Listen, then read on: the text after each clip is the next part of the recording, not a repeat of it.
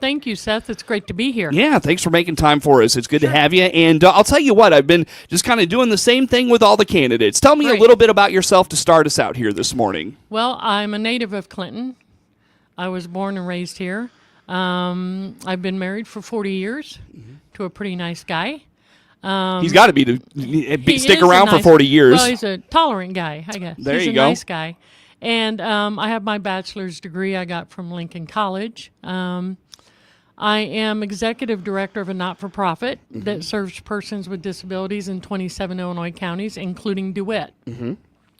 So I manage the overall operations of every facet of that agency. Gotcha. Very good. So what prompted you to want to get involved in local government and particularly run for this mayor position?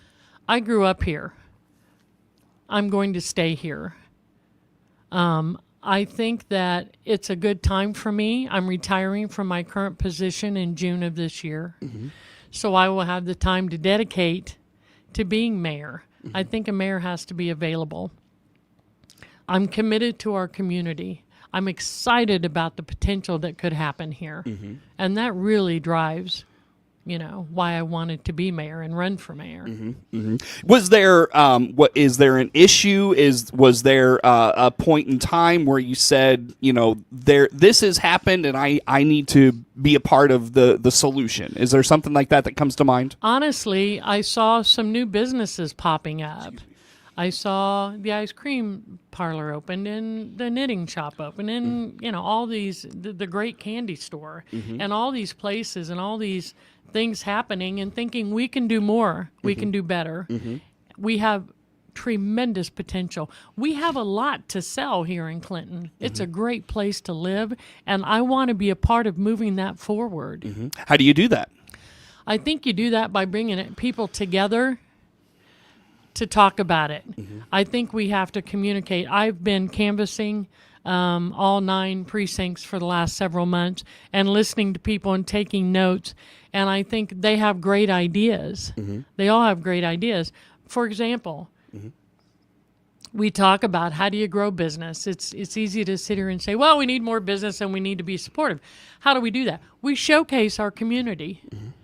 Every year, Apple and Pork happens right here, hosted by the museum and the homestead. But it happens in our house. It happens in the city.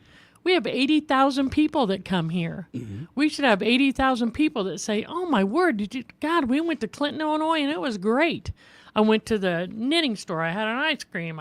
All these things that we have that we need to showcase and we need to promote. The strategic plan talks about attracting visitors. I think it's 5, 50, and 500 miles away. We have 80,000 people at least that come here every fall from all of those distances. And we should be out there promoting our city every minute that they're here as well as the rest of the year. Yeah, it's funny you say the folks come from all over the place and they talk about Clinton.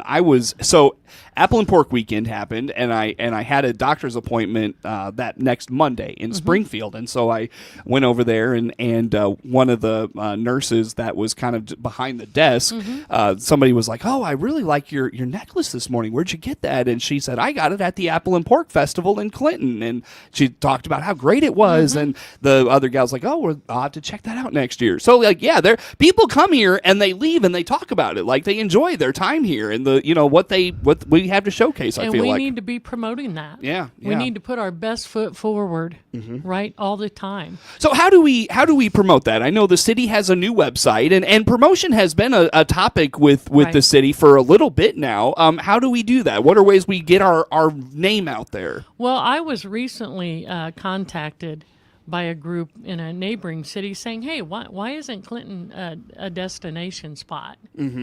Why aren't you a destination? You're right by the lake. You have a state park right there. It's a great city.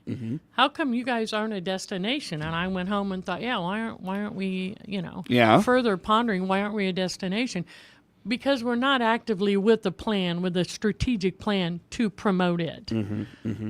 We need to pull together the Chamber of Commerce, the current business owners, prospective business owners, the DCDC. It's great we have the new company going in. I think that's phenomenal, and the jobs are terrific. You're talking about R.R. Donnelly. Right, in the old R. Well, for some of us, it's Wallace Press. But Sorry, yes, okay. R.R. Donnelly. You know, we go back a little further.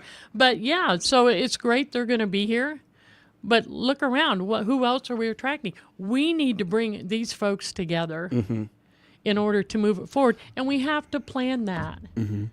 With my experience at work, you find your goal or your outcome you're looking for. You get your objectives lined out. You figure out, here's where I want to be, and here's how I'm going to get there. Yeah, yeah. I feel like you've been around long enough, Helen, that you can provide some insight into where have we gone wrong in that process of trying to get people here. I think we've had a shuffling of leadership, especially in recent years in our community. We've had interim mayors and sort of a shuffling with no real clear experienced leadership saying, hey, here we go. Where's our plan? What are we doing? And having accountability for that plan. The strategic plan is great. It's current. It's vital. It's only good if it's implemented. Right. Yeah, yeah. You got to act on it. Sitting on a desk isn't. I know they had intended to act on that. I know they had, and I know they had some personnel changes. I do have to take a moment to say I have great faith in Tony Harris.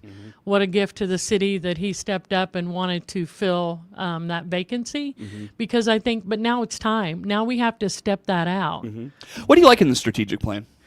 I like the idea that they're talking about our first responders. We obviously need to look at their situation and see what do they need. Do they need new facilities? And not just police and fire, but the city hall, our city staff. We have to provide them with the tools and facilities they need to do the work they do, that we count on them doing. I rely on them. So we have to step up and say, what do you need? And we have to figure out how to pay for that. And with much of the strategic plan, it's a great idea. How do we pay for that? Who's responsible for what part of that? And that needs to be reported at council meetings. Every council meeting, they need to say, here's where we are on this part of the plan. Here's where we are. Here's the progress we're making. Here's what we're talking about. So the community knows and feels involved and supportive of and providing input for that. Okay. I think talking about maintaining our parks is really important. But I think we need to be very careful when we say we need to maintain and update all of our city parks and have a park district. It's not the same at all. Yeah. One is kind of a short-term objective here. We can update the parks. We can maintain them better. We can talk about that and get going on that. When you talk about a park district, it's another situation. You have to have a separate board. You have to find the funding. It's a tax. It's a tax. You have to do a referendum. There's step by step by step. And the city can't lead that. It's got to be a grassroots. It's got to be a separate board that oversees all of that. So are you opposed to a park district? No, absolutely not. Okay. I think a park district would be great, but let's be practical about it. We're not going to get Disney World, right? But we could start with a park district and build on that. But where's the details? Where's the board? Where's the strategic planning on that? It's not something you sit around the coffee table and say, yep, that's what we're going to do. You have to figure this out. And as park district is absolutely going to have much more community involvement and input to make that happen. Gotcha. Very good. So not opposed to a park district? No, absolutely not. No. Okay. No. And I don't know if a mayor can say this. Would that be a goal of yours to get something like that up and going or to see that happen? I can say as a community member, I'd certainly be supportive of that. Fair enough. With my time. Fair enough. Well, Helen, as we catch up here for this morning, you mentioned you have been canvassing the community and taking notes. What are you hearing most from people as you knock on doors? Usually they say, I can't believe somebody knocked on my door and wants to talk to me. They said, I can't remember when a candidate knocked on my door and wanted to hear what I had to say.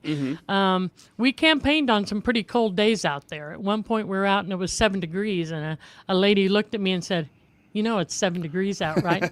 I said, yeah. So she invited us in and we talked about she'd like to go for walks. in her neighborhood. Her sidewalks are bad. What do we do about that? Yeah. What do we do about things for kids to do? What are we doing for the elderly? We have a higher population of seniors that now are moving back here. Many of them told me, I came home to retire. I came back here to retire. So we heard a lot about local government not understanding what happened with the water and the whole Boyle order. Yeah. And That was a big deal. I'll tell you what I have told others. It's a lot of that is it's communication. We have good city employees. We have a council that tries. But if your communication isn't there, it all comes apart. It's all derails. So you need some sort of policy and procedure in place within the city for internal and external communications. All of that information should have gone to a person who created information to be disseminated to the city, to all the residents that live here. Yeah. Well, and I've told a few people this. That was a perfect storm. We didn't we didn't have a mayor. Our mayor pro tem was ill, and we at that time we didn't have a city administrator. Had just left that job. So it was a perfect storm of where does that fall? And like you said, we have a great council that tried their best through that whole thing. But if you don't have a policy and procedure that says if this happens and this happens, and Bob, Joe, and Sally aren't there, who's going to put this together and how's it going to get out to the community? Gotcha. The city has a website. The city can do alerts. How do we make sure next time something happens, this is the procedure we follow so people aren't panicking? People were really scared.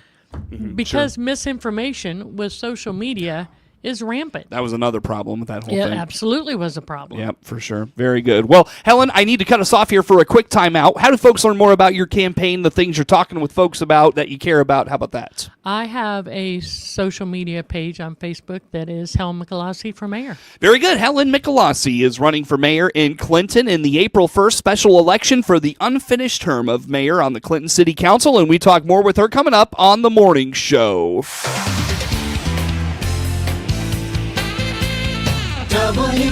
WHOW.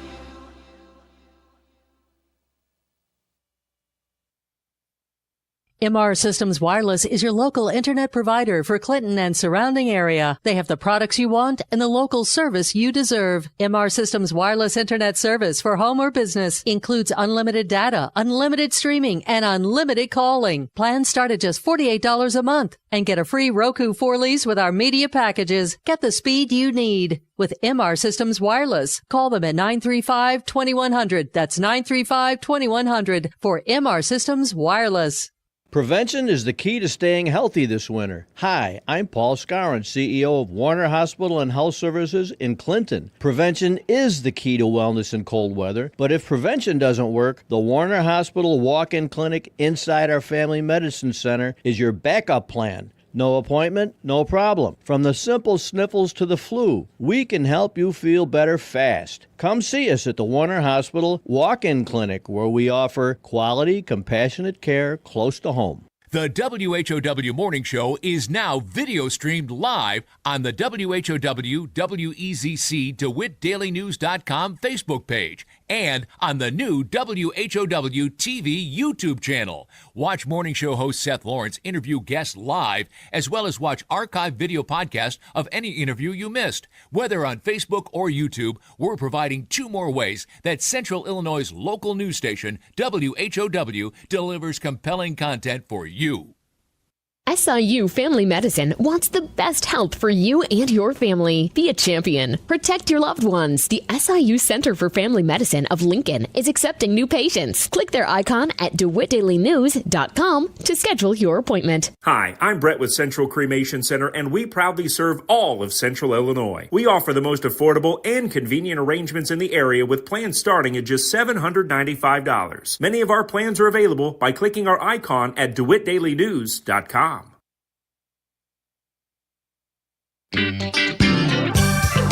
friend in Central Illinois, WHOW. Once again, good morning. Thanks for being with us. I'm your host today, Seth Lawrence. The WHOW Morning Show streams to Facebook and YouTube, brought to you by Peterson Insurance, your Pekin insurance agent in Clinton. My guest in studio today is Helen Michelassi. She is running for mayor in the special April 1st special election for the unfinished 2-year term of mayor on the Clinton City Council. And Helen, I'm sorry, I am curious, as you get out and talk to folks, what is your pitch to folks, to the community? What are you passionate about in this race?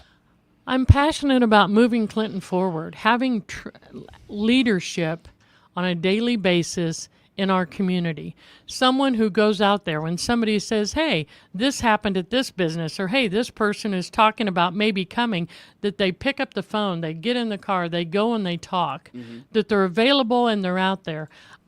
Clinton, as I've said many times, is a great place, Seth. But folks are telling me, where's the leadership? And they've asked me, what are you going to do about a budget? Do we have any money? How does this work?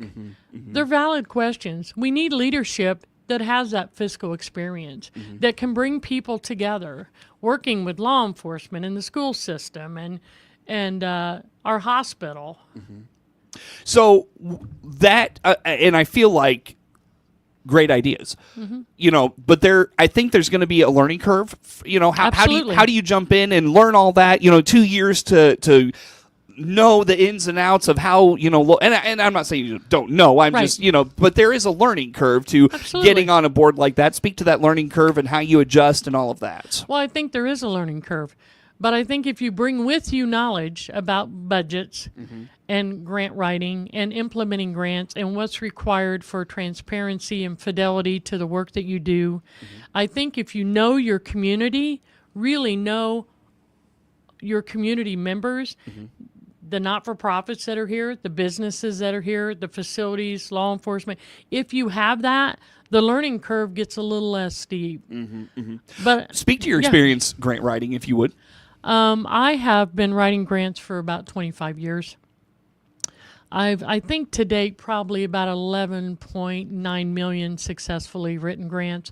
I took the agency we're at now in the last 6 years from having 18 employees and a budget of about 1.2 million and serving 12 counties to serving 27 counties with a budget of 9.2, and we have 111 employees. So I understand what grant writing is about, and moving things forward through looking for, finding, and securing that funding sources. Yeah, okay. So what kinds of things do you hope to secure grants for? Is there, and I don't know if you have anything specific in mind, but how about that? We were talking, and I know somebody said the other day, and I've heard it more than once, I'd like there to be more things for kids to do. We used to have a summer rec program here, and the city facilitated that. If we had grants for that, the city could do that. They met in city parks. Kids could come and have a free lunch and hang out. There were quote-unquote camp counselors or people that facilitated activities. It was every day, Monday through Friday, unless it was a holiday in the summer. You can secure funding for that. Let's say there's something else. Maybe a business in town needs to expand or wants to expand. Help them. Look for those grants.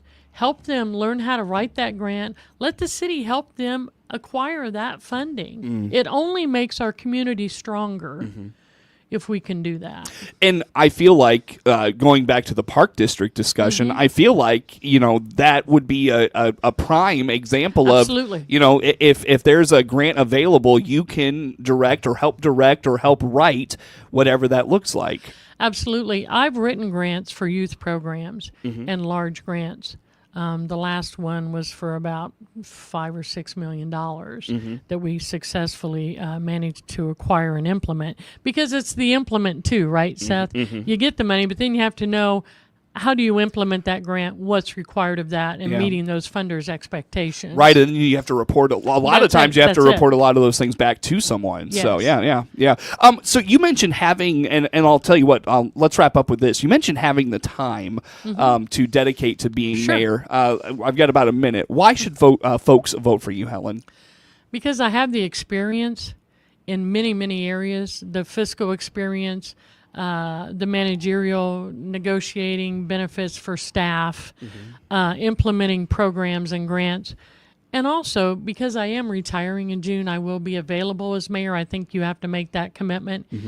And because I'm really committed to Clinton, I love my hometown, and I think I can move things forward in a really positive manner. I see Clinton as a really vibrant community down the road where people want to come and stay and play and visit and support us. Very good. Well, where do folks follow along, talk with you about what's going on? How do they get a hold of you, or what do they do there, Helen? I have a website that is Helen Michelassi for mayor, and otherwise you'll see me around. Stop and talk to me. Very good. Well, Helen, we appreciate you making time for us here for this morning. Thanks for stopping in. Helen Michelassi running for mayor in the special election on April 1st. It is for a 2-year unfinished term of mayor on the Clinton City Council. Network news comes your way next. The morning show streams to Facebook and YouTube, brought to you by Peterson Insurance, your Pekin insurance agent in Clinton. Network news comes up now on the morning show.